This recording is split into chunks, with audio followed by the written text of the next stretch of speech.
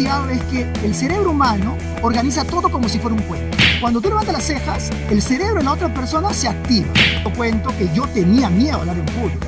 A mí me temblaba la cara, brother. Baja la voz un poquito. De rato en rato hay que susurrar. La investigación ha mostrado que cuando uno baja la voz, la gente te cree más. Yo le puedo pedir a mi hijo algo.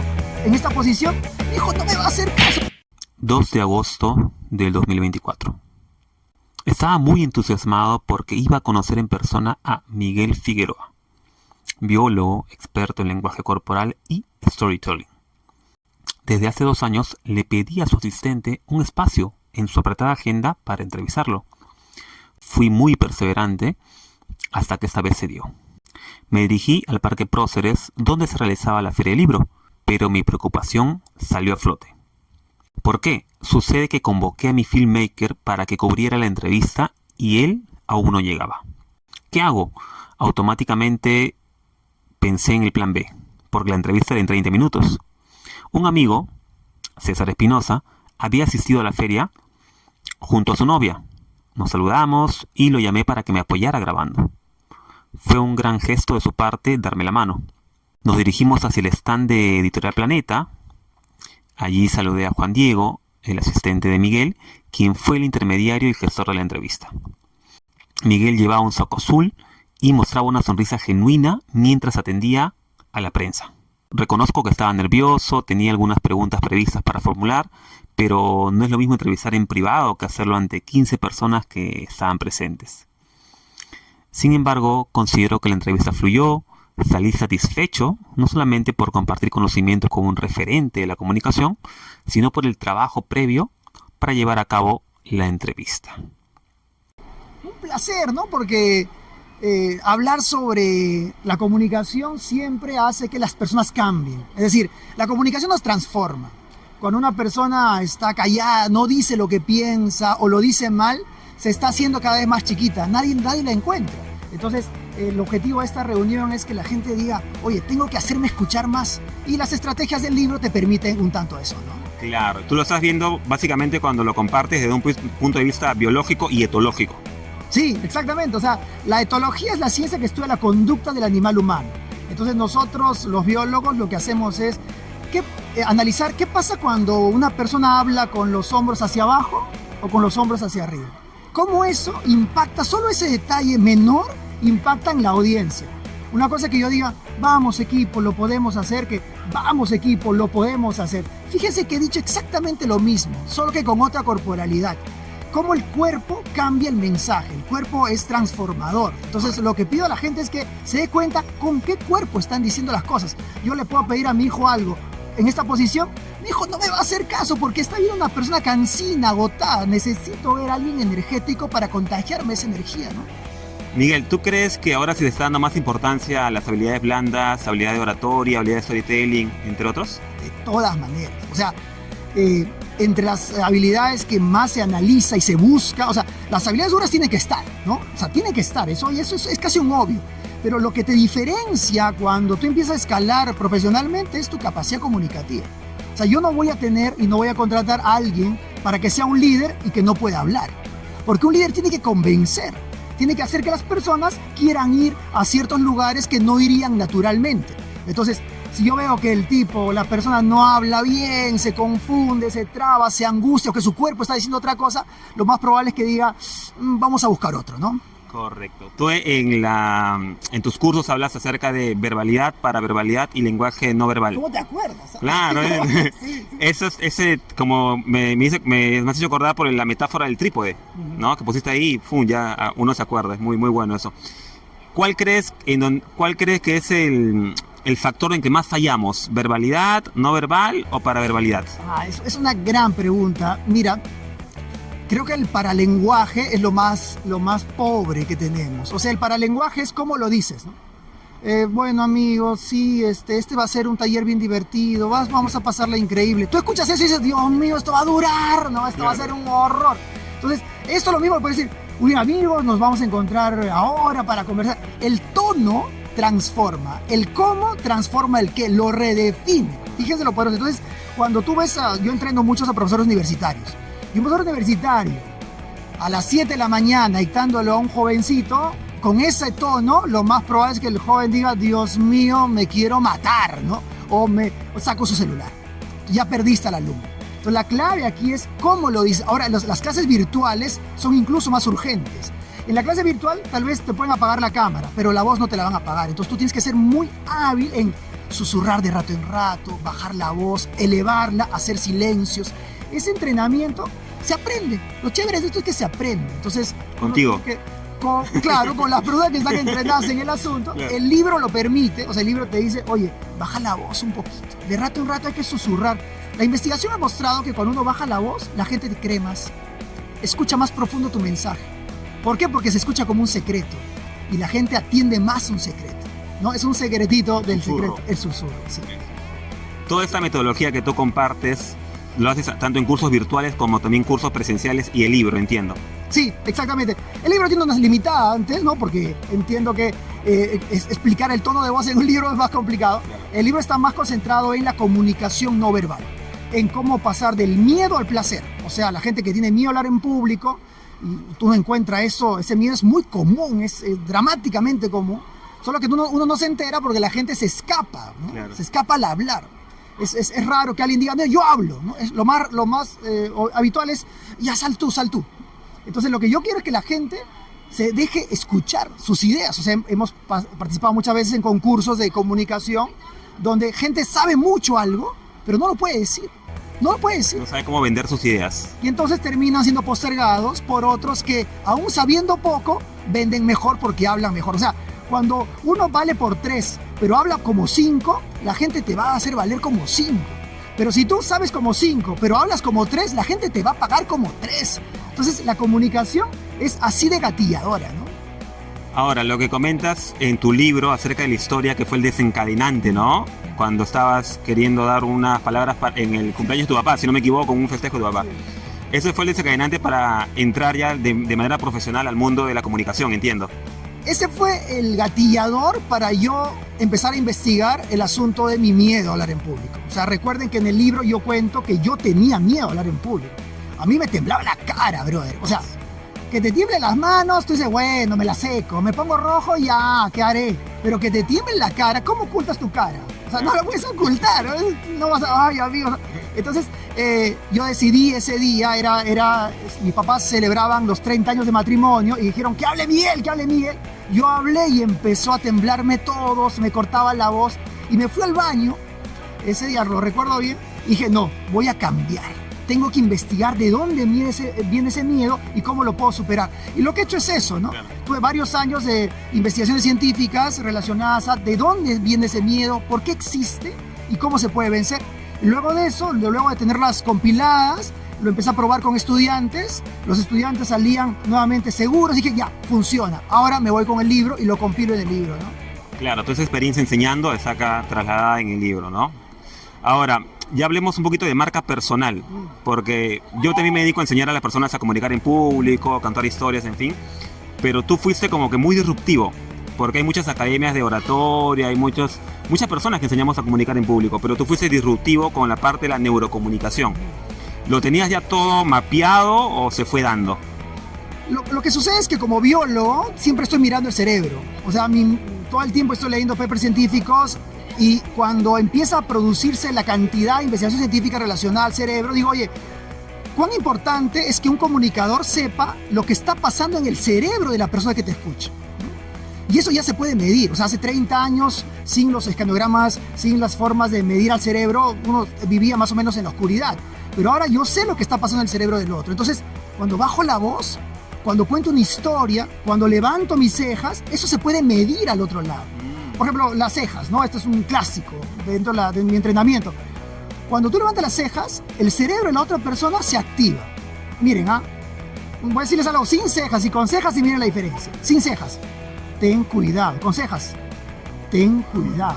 Notan cómo una ridiculez de 3 centímetros de movimiento ha cambiado el mensaje. ¿Por qué ha cambiado el mensaje? Porque el cerebro de la otra persona cuando ve este movimiento lo asocia con la sorpresa o el miedo. Y tu cerebro dice, uy, va a decir algo importante. ¿Notas? Entonces, cómo la neurociencia y la información que la neurociencia te da se puede ayudar a que la comunicación sea más poderosa. Es algo primitivo. es tremendamente primitivo. O sea, esto no, la gente no lo piensa. Inconsciente. Lo siente. O sea, tu cerebro límbico es quien reacciona ahí, ¿no? Para ir terminando, aparte les quiero terminar con lo del storytelling, ¿no? Ayer estuve en un evento con Hernán Casiari, que es un contador de cuentos experto. ¿Por qué crees que los cuentos conectan tanto con las personas? Es un tema hermoso el de la narración de cuentos, y nuevamente es por una razón evolutiva. Es decir, hay un autor que se llama Jeremy Brunner, que yo recomiendo fervorosamente que se lea, es un investigador extraordinario. Él le llamaba el cerebro literario. Él dice que nuestro cerebro todo lo organiza como un cuento. ¿Por qué? Porque, no sé, digamos que tú has tenido un problema, ¿no? Entonces tu cerebro dice, ¿por qué ha pasado el problema? ¿Cuál fue la causa del problema? Y esa es una estructura típica de un cuento. O sea, un cuento tiene planteamiento, todo iba bien, nudo, hubo un problema y solución o no solución. Entonces tu cerebro lo que quiere hacer es identificar por qué ha pasado algo. Esa es una reacción natural de tu cerebro. Lo que se ha investigado es que el cerebro humano organiza todo como si fuera un cuento. Entonces, cuando tú cuentas historias en una conferencia, la gente rápidamente lo entiende. Porque lo estructuramos así, lo organizamos de esa manera. Entonces, hemos nacido para contar historias. Y las historias se han contado desde que teníamos verbalidad, o incluso antes, ¿no? Se ha analizado que neandertales, por ejemplo, los prehumanos, cuando hacían esos dibujos, intentaban narrar historias y predecir qué es lo que iba a pasar en el futuro. O sea, nuestro cerebro está hecho para escuchar cuentos. Ojo, no solo los niños, porque uno puede empezar, cuentos de los niños, ¿no? Yo he visto conferencias y en una conferencia puedo narrar 4 o 5 historias, ¿no? Y la gente, cuando escucha una historia, lo recuerda. Cuando yo doy un dato, la gente lo entiende, pero cuando cuento una historia, la gente lo recuerda. O sea, hay una frase epistemológica que dice, el dato mata el relato. Yo digo exactamente lo contrario. El relato fortalece el dato. O sea que siempre hay que relatar historias. No sé si tú dijiste o alguien lo dijo, los cuentos están hechos para hacer dormir a los niños y despertar a los adultos, ¿no? Sí, eso lo decía François Vallée, el gran narrador de cuentos francés, y me parece que es una frase perfecta, ¿no? Porque los niños pueden entender el cuento y ayudarlos a transitar de la vigilia al dormir. Pero un buen cuento, pero ojo, aquí es importante la buena narración. Porque si tú cuentas un cuento, como un chiste, no tú cuentas un chiste y dices, qué buen chiste, lo voy a contar. Vas a contar a otra persona y nadie se ríe, te habrá pasado alguna vez, ¿no? Lo mismo pasa con los cuentos. O sea, uno tiene que tener entrenamiento para que el cuento le vaya bien. Entonces, para eso es, nuevamente, el paralenguaje, los tonos de voz, el saber qué palabras utilizas, que es toda una ciencia completa, ¿no? Hay un autor, ojalá que me acuerde el nombre, Yakov analizaba sobre la capacidad que tiene, o sea, la diferencia que hay en qué palabras utilizas. Una cosa es que tú digas, tengo un problema, y otra cosa es que digas, tengo un asunto que resolver. Puede parecer lo mismo, pero no es lo mismo. Entonces, al definir una situación adversa de una manera distinta, tu capacidad de abordarla se transforma también. Entonces, ¿quién cambió todo eso? La palabra que utilizas, ¿no? Hola, ¿tienes que realizar una presentación en público o vender una idea y no sabes por dónde empezar? Entonces, este video es para ti. Mi nombre es Jeff Ponce y llevo más de 10 años presentando y vendiendo ideas en público ante auditorios de miles de personas. Gracias a esta experiencia he creado el método Ponce, en el cual junto a mi equipo te ayudaremos a estructurar, presentar y vender tus ideas de manera efectiva en público. Deja de realizar presentaciones aburridas y empieza a influir en tu audiencia. Para más información ingresa a www.metodoponce.com.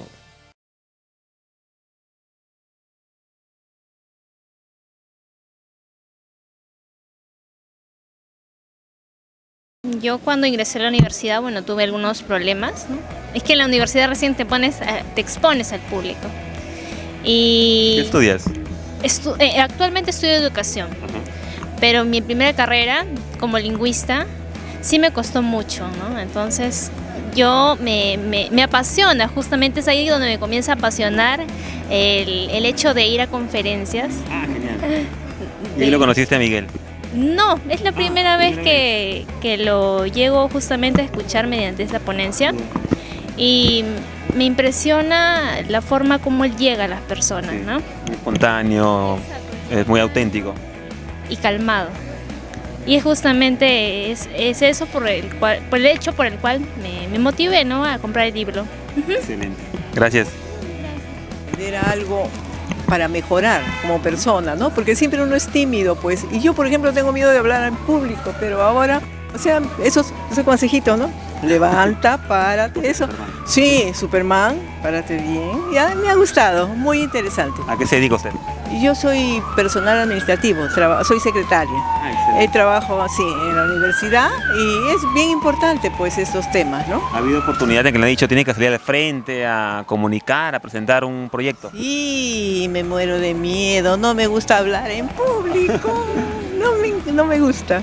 Y ahora con el libro usted ya piensa que tiene una herramienta que le va a ayudar a desarrollar esa habilidad. Sí, yo pienso que sí, te da muchas herramientas, ¿ah? Y al verlos a los dos, ¿verdad? Que lo sientes tan fácil, ¿no? Pero hay que ponerlo en práctica. Claro, sí. Ese es el detalle. Gracias, nada más. Gracias a ustedes. Ya. Para ir terminando, con esto acabamos.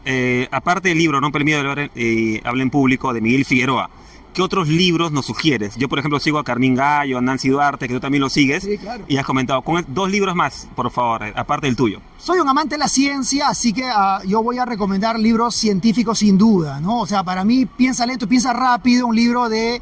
de Daniel Kahneman, premio Nobel en Economía. Además, es un libro que tiene que estar de todas maneras dentro de tus saberes, ¿no?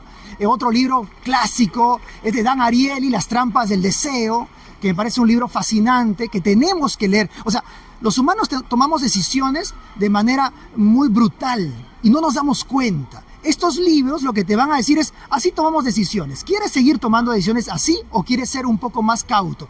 Y entonces uno se da cuenta que tiene sesgos, que grita a sus hijos queriendo educarlos, ¿no? En vez de educarlos les grita, no porque eres malo, sino porque la angustia te invade, el cortisol te invade. Entonces estos libros te ayudan un poco a darte cuenta lo frágil que eres y cómo puedes ayudarte, ¿no? Genial, Miguel. Invítalos para que te sigan y que compren tu libro también. Síganme en las redes sociales como Miguel Figueroa Oficial. Yo soy muy activo en las redes, divulgación científica y comunicación. Y el libro 45 estrategias para pasar del miedo al placer de hablar en público. Gracias, Jeff. Un saludo para la comunidad, por favor. Un saludo para la gente de Jeff, es un tipo capo, que además, ¿cuánto tiempo hemos estado trabajando ahí? ¿Cuántos años habrán sido? Buen tiempito. No, su tiempo. Él tiene el libro anterior, la versión anterior del libro. Que, claro, en blanco y negro, mira, así que estamos mejorando. Síganlo, por favor, y que es un tipo capo en la comunicación. Quiero mencionar algo que no le comenté a Miguel. Miguel, tú me inspiraste y reforzaste la idea de continuar con mi pasión. Hablar en público, comunicar y contar historias. Te convertiste en un referente para mí y muchos de los que te seguimos. Hubo años que me cuestionaba si tenía que seguir dedicándome a enseñar habilidades de comunicación y de storytelling. Dudaba de mis capacidades. El síndrome del impostor me invadía. Porque no tenía muchos alumnos, pensaba que no tenía la experiencia de vida para poder dedicarme a enseñar. Y muchas veces pasó por mi cabeza tirar la toalla y buscar un empleo convencional. De hecho, lo hice para reinventarme. Pero a través de tus cursos, conferencias, contenido y libro, me demostraste que puedo dedicarme a mi pasión y servir a los demás a través de ella. Infinitas gracias, Miguel, por la inspiración. ¡Hey! ¿Estás buscando un speaker para tu próximo evento? Entonces, este mensaje es para ti. Tanto si estás preparando una conferencia, taller o congreso y quieres que tu audiencia viva una experiencia disruptiva, efectiva e inolvidable, entonces contrata mis servicios. Para conocer un poco más de tu evento, envía todos los detalles a hola@jeffponce.com. Me encantará ser parte de tu evento.